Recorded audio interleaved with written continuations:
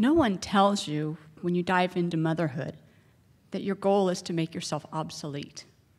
That's insane. Who works themselves out of a job? Yet, with every step, a parent's goal is to increase that separation gap and help them fly out of the nest. It starts early, weaning them from bottle or boob, and then they leave for daycare. I was smart. I planned ahead. Tell you what, I said to my then husband, how about if you drop off and I'll pick Tyler up? If you're running late, it's no big deal. I'll make sure to be there by 6 p.m. And while there were a million times I looked like Mario Andretti on Meridian to meet that 6 p.m. deadline, I wasn't the one to leave him. I was the good parent that picked him up. School buses and learning how to ride bikes inched my son and me apart. I got a lump in my throat the size of a rock that first day that he mastered his bike and rode it down the cul-de-sac. I smiled, I yelled, I cheered. He'd never know how hard it was to let go of that damn bike. All bets were off when Tyler began high school. I walked 10 paces behind him and his brother when we went to the movies. Where am I? The Middle East? I yelled. Mom, don't embarrass us, they pleaded. So I gave them money to buy their tickets. I slinked in after the previews when it was dark so their friends couldn't see me sitting with them. The desperate things you do to stay connected to your kids. The summer after junior year began with senior photos. Having the photos taken was easy. Then the proofs came. Those people at the studio knew exactly what they were doing.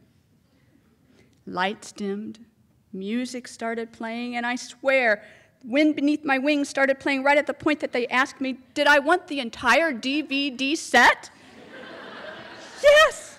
Yes, he's my baby. Of course I want every single picture.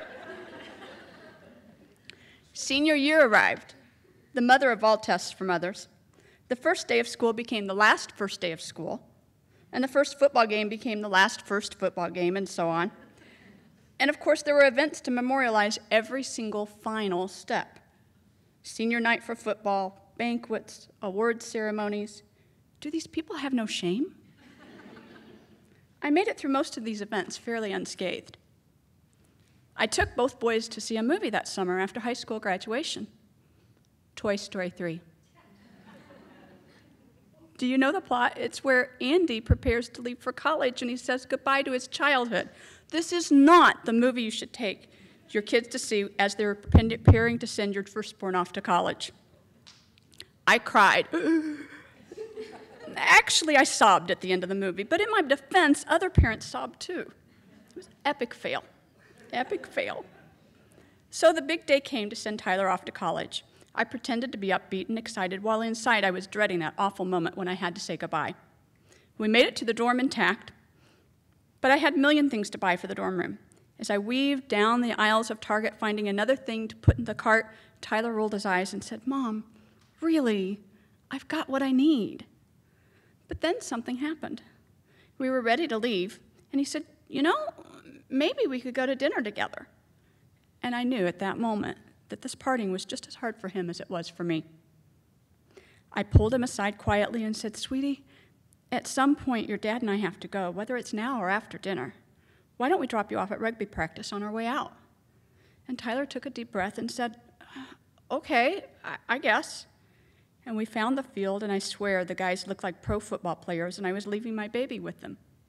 I hugged him hard, and I whispered, you're going to be great. I jumped in the car, and while I sobbed, I remembered that final scene from Toy Story 3. Andy scoops up all his toys and says, thanks for the happy memories. And I couldn't have said it better.